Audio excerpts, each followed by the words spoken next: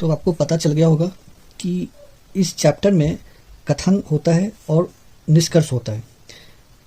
कथन को आपको सत्य ही मान के चलना है और उस पर आधारित आपका निष्कर्ष होगा। तो मैं एक बात और बता देता हूँ आपको कि ये जो चैप्टर है वो काफ़ी लेंदी, काफ़ी बड़ा है, तो इसको मैं पार्ट वाइज कवर करूँगा। तो ये आज का जो है फर्स्ट पार्ट है, तो मैं इसको पार्ट वाइज कवर करूँगा। तो आप एक एक पार्ट को देखेंगे तो आपको सही से समझ आएगा और इसमें अच्छा बेहतर समझ हो जाएगा। और मैं ये कोशिश करूँगा कि आपसे गलती ना हो, इसलिए इसको शुरुआत से और आराम से मैं बताते हुए चलता हूँ। तो सबसे पहले हमें देखना होता है कि वास्तविक में कथन होता कैसा है, इसमें कथन किस तरीके का होता है, किस प्रकार का कथन होता है। तो मैं कुछ इसमें कथन का जो प्रकार है पहले वो नोट कराऊंगा, टाइप्स ऑफ स्टेटमेंट किस तरीके से दिया हुआ रहता है इस चैप्टर।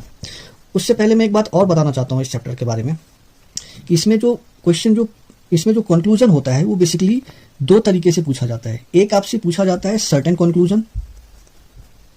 कंक्लूजन्स, और एक होता है जिसको हम कहते हैं possible conclusion.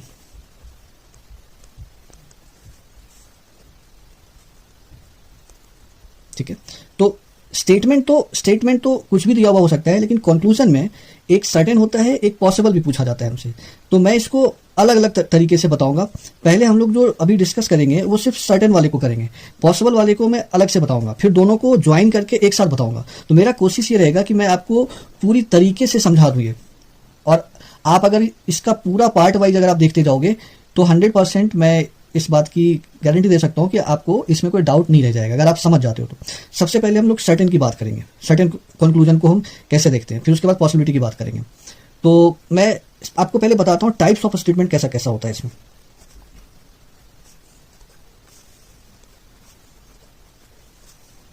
Types of statements, ठीक है। तो आपको पहले समझना है कि स्टेटमेंट किस किस तरीके से पूछा जाता है, ठीक है। वैसे तो कुछ भी हो सकता है, लेकिन basically exam point of view से अगर देखो और कोई आप कॉम्पिटिटिव एग्जाम की तैयारी कर रहे हो या किसी और एग्जाम की, तो उसके पॉइंट ऑफ व्यू से किस किस तरीके का स्टेटमेंट हो सकता है मैं आपको बताता हूँ। तो सबसे पहले मैं आपको बता रहा हूँ कि जैसे इसमें दिया हुआ हो सकता है आपके स्टेटमेंट में ऑल ए आर बी, ठीक है।